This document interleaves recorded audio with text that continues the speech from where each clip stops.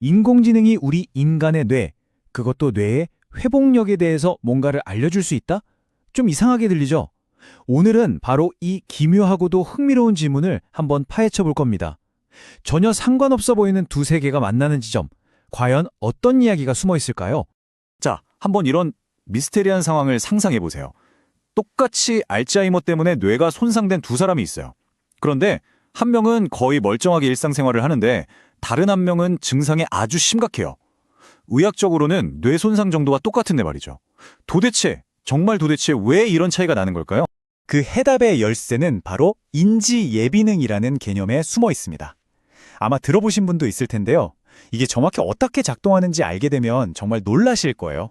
그러니까 아주 쉽게 말해서 인지 예비능은 우리 뇌의 완충장치 같은 거예요.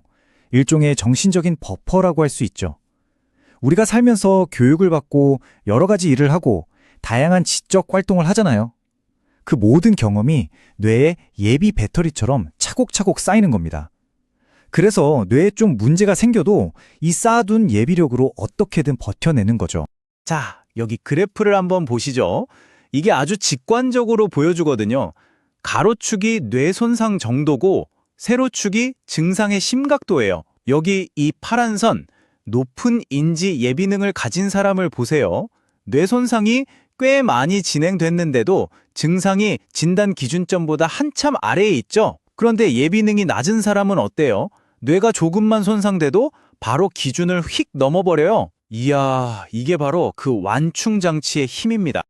그리고 이게 얼마나 강력하냐면요. 정말 놀라운 통계가 있습니다. 뇌를 열어봤을 때 명백히 알츠하이머 병변이 있는 노인 4명 중 1명은 살아있을 때 아무런 치매 증상이 없었다는 거예요. 믿어지세요?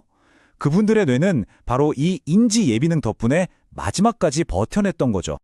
자, 여기까지는 우리 뇌에 대한 이야기였어요. 그런데 여기서 갑자기 인공지능이 왜 튀어나오냐고요? 바로 이 지점에서부터 오늘 이야기가 정말 예측 불가능하고 재밌어집니다. 그러니까 과학자들이 이런 대담한 생각을 한 겁니다. 어디 한번 인간 뇌의 이 완충장치 개념을 기계, 그러니까 인공지능 모델에서 똑같이 테스트해볼까 하고 말이죠. 정말 기발한 질문 아닌가요? 지금까지는 지극히 인간적인 영역이라고 생각했던 회복 탄력성이나 완충 능력 같은 걸 과연 인공신경망에서도 찾아볼 수 있을까 하는 거죠. 실험 설계는 이렇습니다. 일단 사이즈가 다른 GPT-2 모델들을 쫙 준비해요. 작은 것부터 엄청 큰 것까지.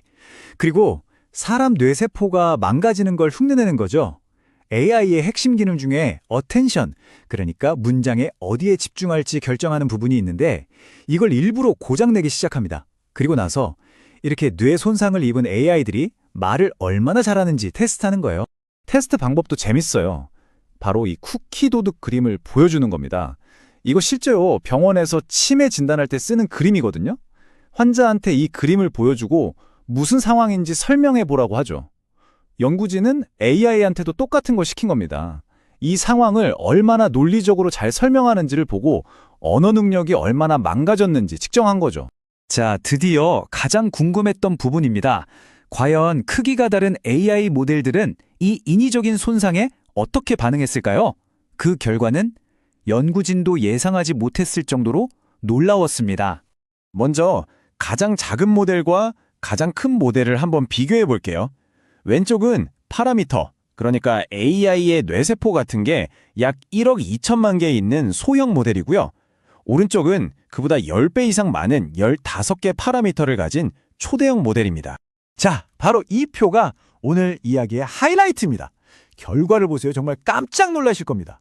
제일 작은 모델은요, 겨우 9%만 망가뜨렸는데 벌써 해렁거리기 시작했어요. 그런데 모델이 커질수록 버티는 힘이 이게 그냥 비례해서 늘어나는 게 아니에요. 폭발적으로 늘어납니다. 중간 사이즈는 24%, 큰 건 54%까지 버텨요.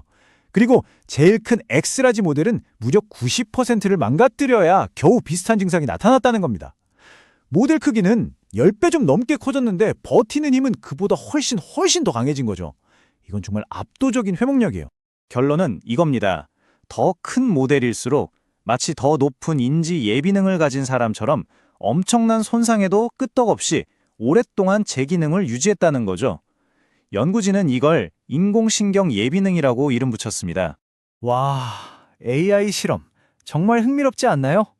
그럼 이제 이 발견이 우리 인간에게는 도대체 어떤 의미가 있는 건지 한번 짚어봐야겠죠. 이게 진짜 중요한 포인트입니다. 우리 뇌의 회복력, 즉 인지 예비능이라는 게 그냥 뇌가 크거나 뇌세포가 많다고 해서 생기는 게 아닐 수 있다는 거죠.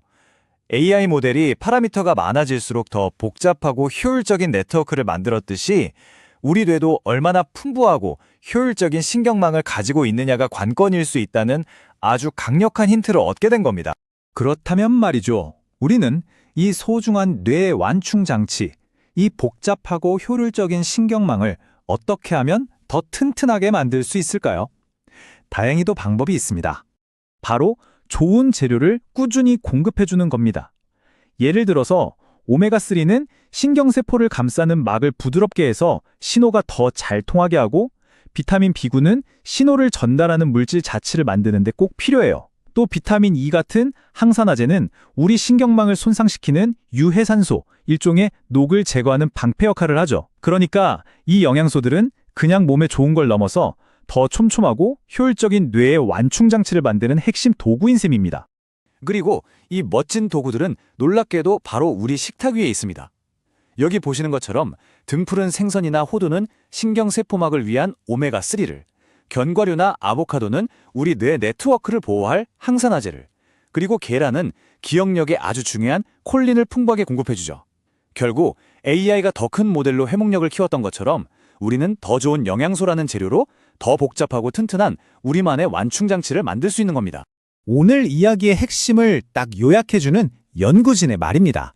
인간의 뇌와 인공지능, 전혀 달라 보이는 이 두 시스템에서 회복력이라는 아주 근본적인 공통 원리가 발견되었다는 것, 정말 대단한 통찰 아닐까요? 오늘 이야기는 여기까지입니다. 하지만 정말 중요한 질문이 하나 남는 것 같아요. 만약 인공지능이 단순히 우리 일을 도와주는 도구를 넘어서 우리 자신을 비춰주는 거울이 될 수 있다면, 우리는 그 거울 속에서 과연 우리 뇌와 우리 자신에 대해 또 무엇을 발견하게 될까요? 여러분도 한번 곰곰이 생각해 보시면 좋겠습니다.